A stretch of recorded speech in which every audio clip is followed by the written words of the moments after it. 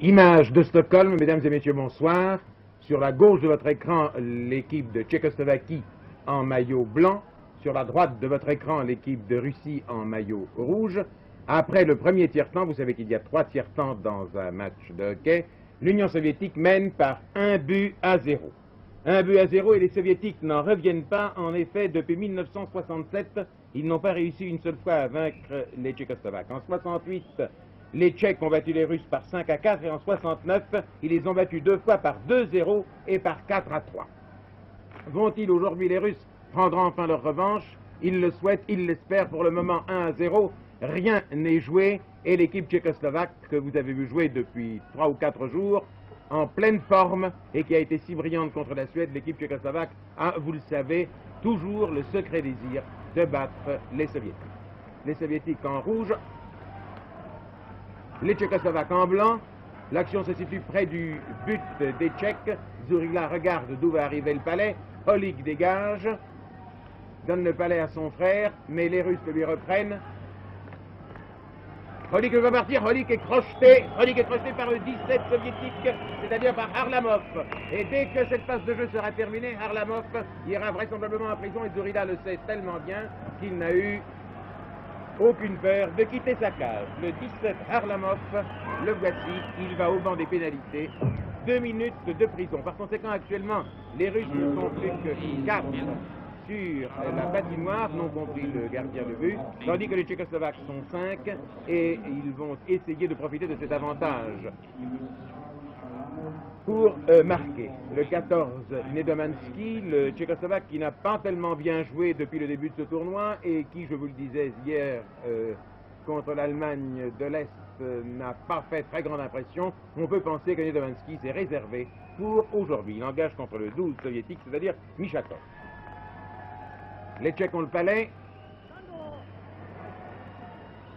C'est justement Nedomansky qui va le prendre. À gauche. On revient au centre.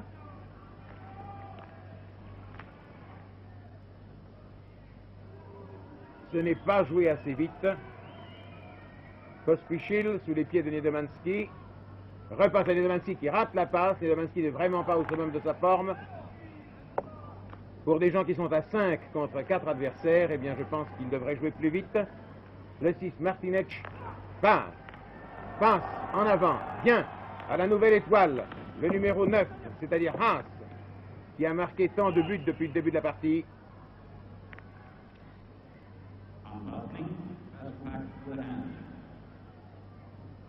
Changement de joueur, toujours 1-0 pour l'Union soviétique. Des bruits divers à gauche et à droite, au centre et au milieu. La foule suédoise a envahi la patinoire et elle est encore sous le coup de l'émotion qu'elle a eue hier lorsque son équipe nationale s'est fait battre contre toute attente par les Finlandais par 4-1. Belle attaque tchécoslovaque, il perce, il va en avant. Non, ça ne donne rien, le palais revient au centre de la patinoire. Offside. 6, battu une première fois par 2-0, une deuxième fois par 4-3. Offside encore. Offside encore, hors-jeu, cette fois-ci, c'est les Russes qui étaient hors-jeu. L'un des joueurs soviétiques a passé le palais, regardez le nombre de gens qu'il y a à Stockholm dans les tribunes. Il a passé le palais à l'un de ses coéquipiers alors que celui-ci avait traversé la ligne bleue délimitant la zone de défense des Tchèques.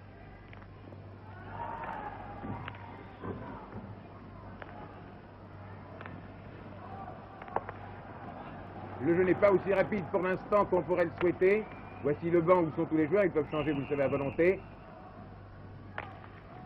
Oh, Starchinov.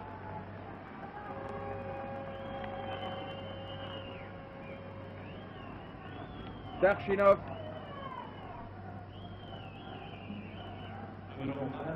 Starchinov est coupable d'entorse au règlement. Zurila recule sur ses patins, regardez le beau masque. Et Starchinov va au banc des punis. Ils sont donc 2 punis.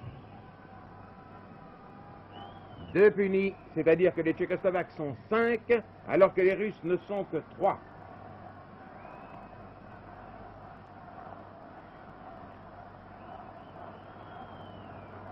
pour un petit coup donné par M. Starchinov, l'équipe soviétique est très désavantagée maintenant puisqu'il y a 5 Tchécoslovaques contre 3 Russes.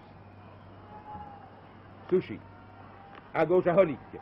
Holik perce la défense soviétique, va passer à Nedomansky peut-être le 14 qui attend, non, il préfère passer en arrière. Souchi le reprend, va-t-il tirer? À gauche. Et non. Holik, l'aîné, reçoit le palais à nouveau. Tire! Non! Oh, que c'est joliment joué! Et comme Konovalenko a admirablement arrêté ce tir au but.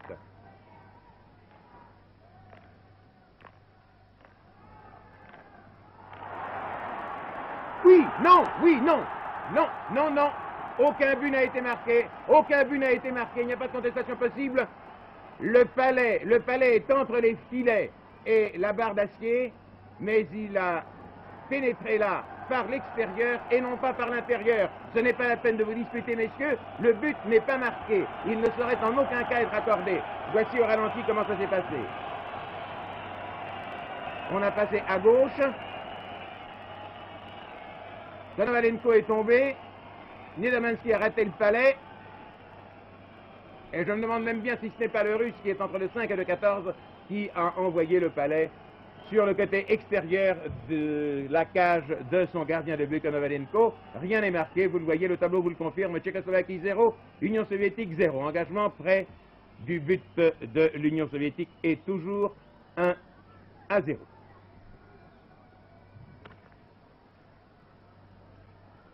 Nous avons assisté à une très très belle phase de jeu.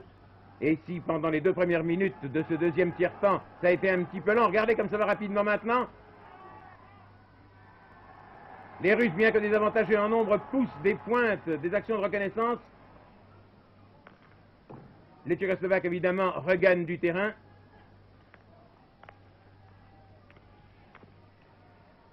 Souchi à Holik. Holik en position de déséquilibre, on ne sait même plus où il est. Le palais vient de la gauche, on attend de la droite. Nedomansky tire. Cela ne donne rien. Les Russes sont plus rapides patineurs que les Tchécoslovaques. Tire! Non! Oh mon Dieu, mon Dieu, mon Dieu, comme ils auraient mérité les Tchécoslovaques là de marquer. Et les Russes repartent à la contre-attaque à droite. Regardez comme les démarrages des patineurs soviétiques sont foudroyants ici. C'est Mikhailov qui a le palais. Alors que les Tchécoslovaques, aussi vite qu'ils patinent, sont évidemment moins rapides que les Russes. Je dis évidemment parce que cela se voit sur votre écran, que vous soyez en noir et blanc, que vous soyez en couleur. Tir de Nedomansky qui se réveille, mais Konovalenko n'a même pas eu la peine de le détourner. Avantage territorial tchèque. Souchi, tire, arrête de Konovalenko. Oh que c'est du... Oh que c'est beau.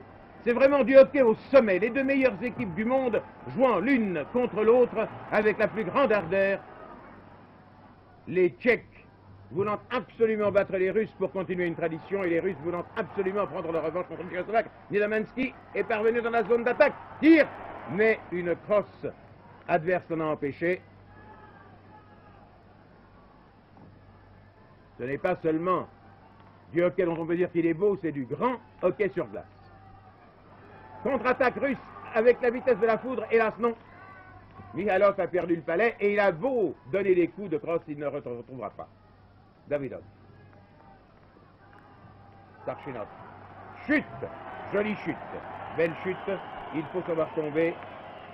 Mais Souchi se montre bien brutal, je trouve, depuis un certain temps. Souchi ira en prison pour hooking, je pense, pour accrochage. Voici, voyez, il a fait tomber le Russe. Il est responsable directement de son plat-ventre, vous l'avez vu. Normalement, vous venez de le voir au ralenti, R voulant dire ralenti, il est normal que Souchi maintenant aille se reposer pendant 2 minutes sur le banc des pénalités. Le score est toujours de 1-0. Les annonces sont faites en suédois et en anglais. Je pense que vous êtes peu à comprendre le suédois, mais je pense que vous êtes très nombreux à comprendre l'anglais.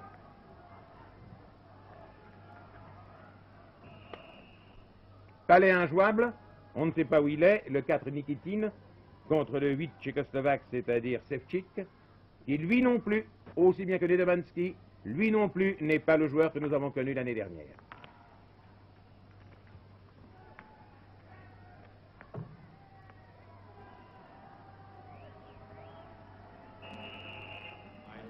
Dégagement interdit. Je pense que maintenant, il n'y a, pour ainsi dire, plus de téléspectateurs qui ne savent ce que c'est qu'un dégagement interdit. C'est lorsqu'une équipe dégage son camp de telle manière que le palais auquel elle a donné un coup traverse toute la patinoire et passe au-delà de la ligne du but adverse.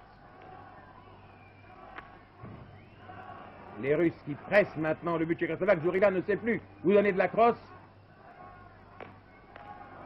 Oh, dommage. Belle passe. Non, l'angle n'est pas bon pour tirer. Il est obligé donc de repasser en arrière, mais c'est les Tchèques qui s'en saisissent. Bien. Très bien. Ševčík. Oui. Ah, qui ne se gêne. Oh, que c'est dommage. Mais le 11 a été obligé de ralentir sa course, sinon il aurait été dans la zone d'attaque avant le palais et il eût été offside. Jouez, jouez, jouez. Non, les Tchécoslovaques renvoient le palais. Le jeu est extrêmement clair. Palais injouable. Ce n'est peut-être plus le très grand hockey que nous avons vu il y a un instant. C'est hockey au sommet, mais c'est toujours une très belle rencontre. Mais là, on joue depuis environ une dizaine ou une douzaine de minutes de commentaires, sinon de jeu effectif. Je dois dire que pendant 4 ou 5 minutes, nous avons vu du hockey comme nous en avons rarement vu. Mais cela n'a donné aucun résultat concret puisque les Tchèques n'ont pas pu marquer. Et je dirais une fois de plus, quitte à me répéter, que c'est le manque de sprint, le manque de changement de vitesse dont ils souffrent qui les empêche de profiter des meilleures occasions.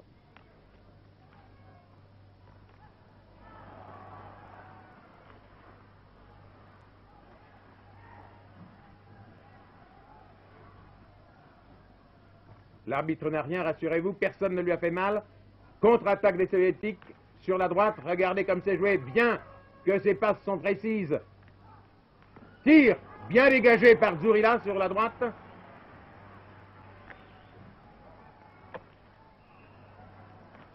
Et le palais, on se demande où il est.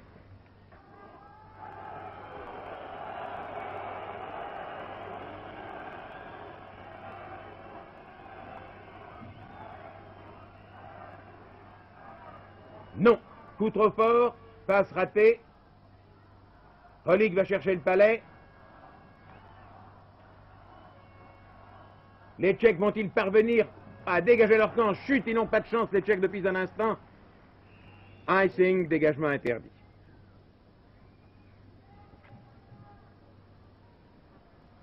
Et Souchi, lui, compte les secondes. Il se frotte les épaules, il se dit, mon Dieu, quand est-ce que je vais pouvoir recommencer à faire mon travail pour mon équipe, tandis que Djourila, toujours nonchalant, se souvient que les Soviets lui ont marqué un but, que les Soviétiques mènent par 1-0, et que, ma foi, il pense, vous imaginez bien, il pense qu'il serait grand temps que l'attaque de son équipe, soutenue par la défense, marque elle aussi un but qui serait égalisateur. Je vous rappelle que les Soviétiques sont champions du monde d'une manière ininterrompue depuis 63. Ils ont gagné en 63, 64, 65, 66, 67, 68, 69 et ils ont gagné l'année dernière en 1969 ici à Stockholm malgré leurs 2 défaites devant les Tchécoslovaques. Car les Tchécoslovaques furent battus par les Suédois et les Suédois par les Russes. Et les Russes l'obtinrent au goal average, leur titre.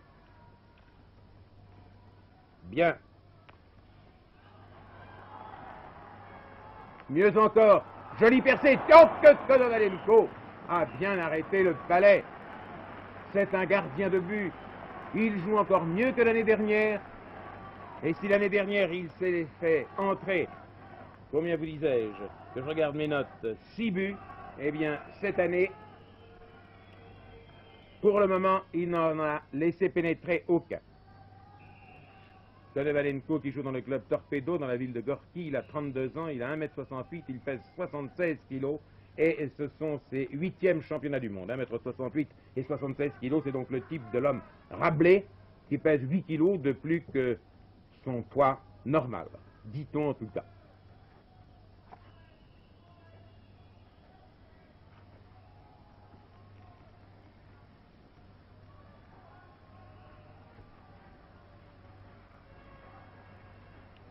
Quant aux Tchèques, ils ont terminé, dans les 6 derniers tournois gagnés par les Russes, ils ont terminé 3e, 3e, 2e, 2e, 4e, 2e, 3e, les 7 tournois. Non, non, également pris derrière les filets. Personne n'a pu se poser un seul instant qu'il y eut là un but. Normalement, donc, c'est à l'équipe soviétique de gagner ce match, puisqu'elle vient de gagner 7 années de suite, tandis que les Tchèques ont été 3 fois deuxième, 3 fois troisième et 1 fois quatrième dans ces championnats du monde ou olympiques gagnés par les soviétiques. Mais on ne sait jamais. Et lorsque les Tchécoslovaques jouent contre les Russes offside,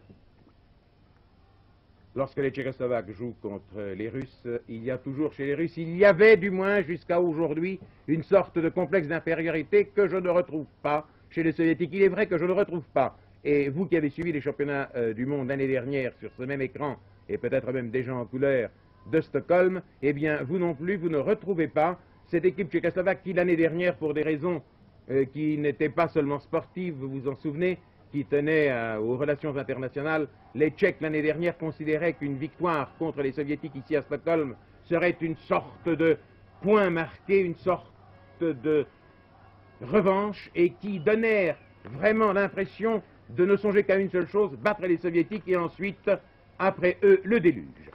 Cette fois-ci, ils jouent d'une manière beaucoup moins sèche, beaucoup moins rude. Le jeu a d'ailleurs une extrême clarté. Il s'agit bien de hockey sur glace et non d'une lutte à outrance, presque d'une lutte à la mort comme ce fut le cas l'année dernière.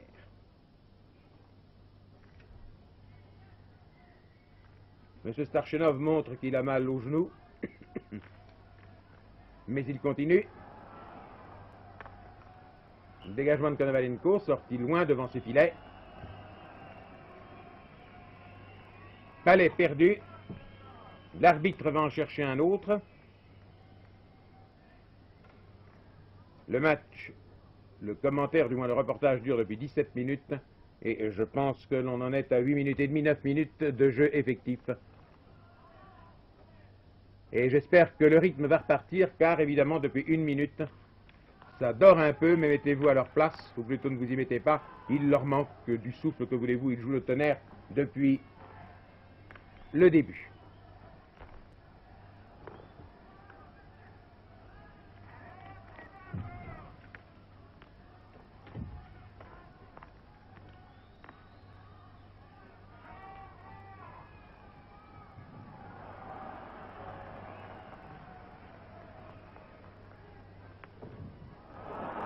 Oh là là, faute du 4, faute de Machak, faute de Machak, faute de Machak.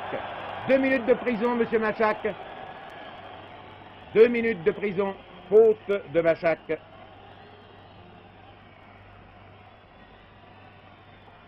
Vous avez vu sur votre écran à l'instant, visible vraiment aux yeux les moins avertis, la faute de Machak qui a joué d'une manière particulièrement irrégulière, et on nous le repasse. Ce n'est pas cette chute-là, cela s'est passé sur la gauche de l'écran. Le 4, c'est Machak, regardez-le. Quand un adversaire va venir vers lui, regardez ce qu'il va faire. Hop! Il lui donne franchement un coup de bras pour l'empêcher d'avancer. Il lui a donné un coup de triceps dans son menton. Par conséquent, il va pour 2 minutes en prison, alors que l'on joue depuis presque 9 minutes de jeu effectif dans ce deuxième tiers-temps qui en comporte, comme tous les tiers-temps de hockey, 20.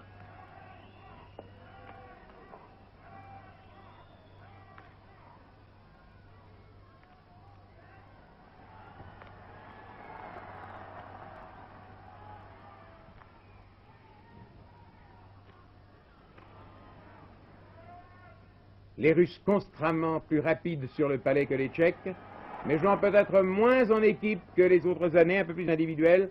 Nikitin passe derrière le filet.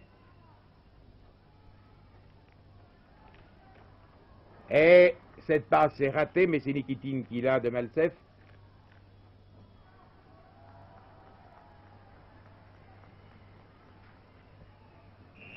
Dégagement interdit. Icing. 1-0, je suis un peu surpris par le fait que les Soviétiques n'accélèrent pas la cadence. Leurs joueurs n'en sont-ils pas encore tout à fait soudés? Ne veulent-ils pas y aller à fond? Cela m'étonne. Pensent-ils que le tournoi sera encore long? Après la manière dont ils ont joué depuis un quart d'heure, je pouvais penser qu'ils iraient un peu plus vite. Il est vrai qu'ils ont joué le premier tiers-temps, celui dans lequel ils ont marqué le seul but qui ait été marqué jusqu'à présent. Ils l'ont joué à toute vitesse, et peut-être sont-ils fatigués. Les Tchèques sont tout de même plus robustes que les Soviétiques en général. Je dis les Tchèques sur la patinoire sont plus robustes que les Soviétiques sur la patinoire. Et les Russes en sont à chercher leur duple.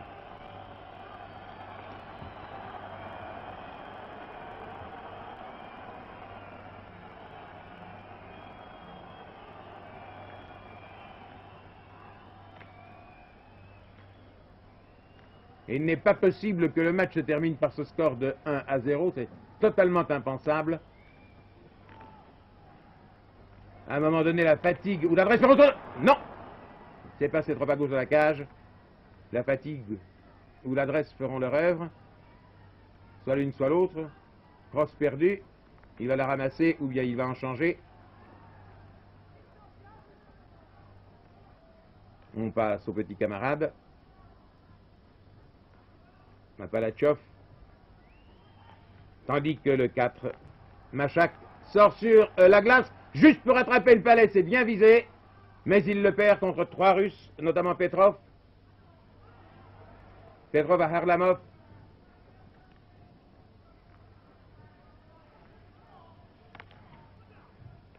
Petrov toujours. À Mikhailov maintenant. Et Mikhailov se trouve devant un mur tchécoslovaque, Holik. À droite, à Souchi. À gauche, à droite. Holik toujours. En avant, non, son coéquipier s'est fait intercepter le palais. Et le jeu est reparti. Le jeu est reparti, le jeu qui avait été un peu lent est reparti depuis 2 ou 3 minutes.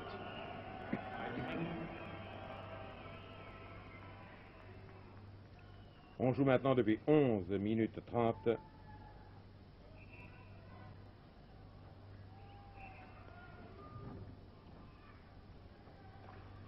Le public, par ses cris, déconcentre un peu les joueurs. Très joli shoot. Très joli shoot de Khrbati qui est passé trop à gauche.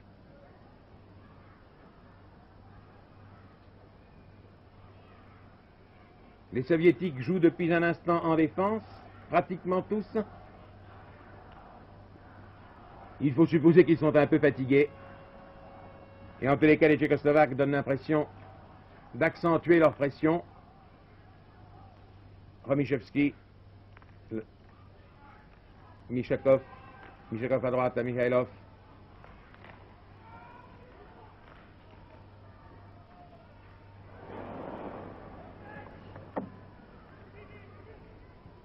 Polupanov, Souchi. Souchi le sort. Je passe à Khrbati. Il repart sur la droite. Holik. Souchi. Souchi joue admirablement. Réussit à passer à gauche et vous voyez que les Soviétiques jouent moins bien depuis 2 minutes. Ils jouent moins bien, c'est les Tchèques qui dominent depuis un instant. Vont-ils marquer un but? Vont-ils marquer le but d'égalisation?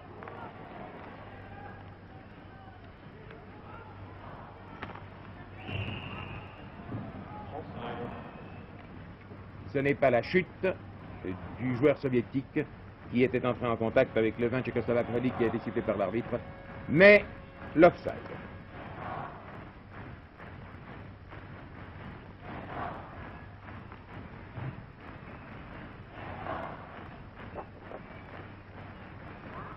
Drapeau tchèque, blanc, rouge et bleu en triangle. La foule, comme toujours, soutient le plus faible, et cette fois-ci, ce sont les Tchèques. Tout au moins jusqu'à présent. Pospichil. Pospichil qu'on ne voit pas souvent sur la glace, mais qui fait de très jolies choses. Ah, ratage d'ici, ratage de Martinec. Martinec est imprécis, j'ai déjà dit 3 ou 4 fois. Pospichil.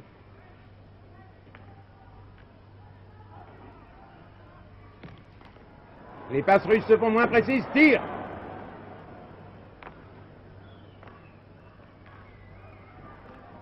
Comme de seconde en seconde, dans ce jeu, les choses changent et l'attitude des joueurs. Comme les Russes qui étaient au début de ce tiers-temps, dégagement interdit, c'est un coup de sifflet. Comme les Russes qui étaient si précis, si merveilleusement précis au début de ce deuxième tiers-temps, comme depuis quelques instants, ils le sont devenus moins. Dès que le souffle vient à manquer, dès que la fatigue commence à faire son œuvre, cela rejaillit tout de suite sur le jeu.